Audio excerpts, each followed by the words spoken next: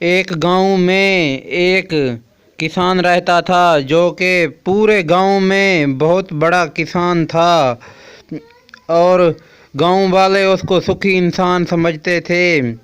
اس کسان کے 3 بیٹے تھے کہ جو ہر وقت ایک دوسرے سے جھگڑا کرتے تھے۔ کسان اپنے بیٹوں کا جھگڑا دیکھ کر آخر وہ تنگ آ گیا۔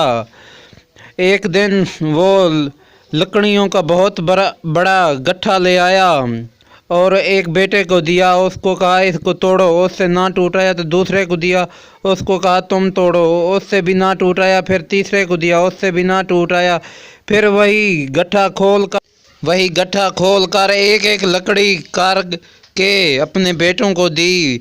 پورا گٹھا ایک ایک لکڑی کار کے تینوں بیٹوں نے توڑ دیا۔ تو کسان سے بڑے بیٹے نے آخر یہ پوچھ لیا کہ آپ نے ہم کو یہ گٹھا کیوں توڑنے کے لیے دیا؟ تو کسان نے کہا تم تینوں ان لکڑیوں کے گٹھے کی طرح ہو، جب تک تم تینوں ساتھ ہو تب تک تمہارا کوئی کچھ نہیں بگاڑ سکتا، جب تم ایک دوسرے سے علیحدہ ہو جاؤ گے تو پھر تمہیں گاؤں والے ان لکڑیوں کی طرح توڑ دیں گے۔